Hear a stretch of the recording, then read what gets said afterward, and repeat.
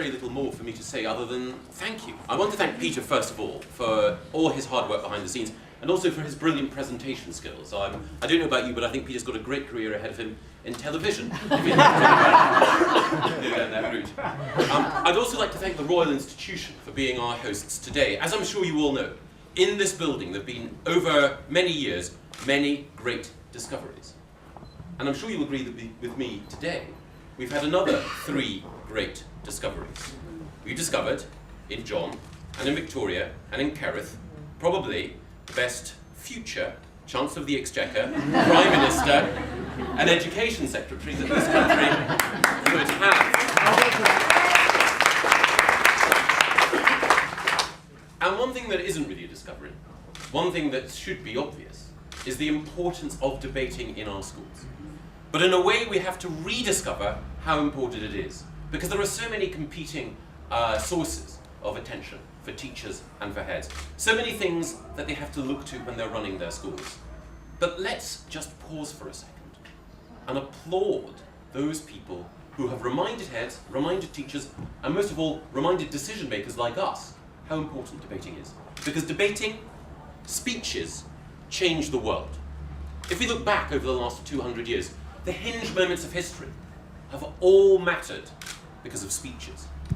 Whether it was the Gettysburg Address that Abraham Lincoln was responsible for, whether it was Winston Churchill talking about the importance of fighting through blood, sweat and tears in order to keep liberty in this country, or whether it was JFK and Martin Luther King inaugurating a new era of civil rights in America. Speeches changed the world. And the reason those speeches changed the world is that all of those men were debaters. Abraham Lincoln was schooled in debating through the debates that he had with Stephen Douglas that allowed him to become president. Winston Churchill learnt about debating in the House of Commons when it was the institution that the world looked up to, the mother of democracy. And of course, JFK and Martin Luther King fought hard in debates on streets, in colleges, and in churches in order to persuade people that America could change. Now, debating has changed the world in the past, and it can do so again. It's already changing the world of all the young people who've been part of DebateMate. Their horizons have opened, their opportunities have been extended, and they have the chance to compete on equal terms with those who've won in the lottery of birth, but who are really only their equals in the more important contest that is talent, application, and merit.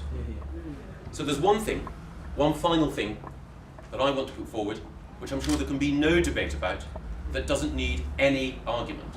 And that is that we all need to support DebateMate. Now, I'm inclined to do so because there are 2 great Margarets behind it.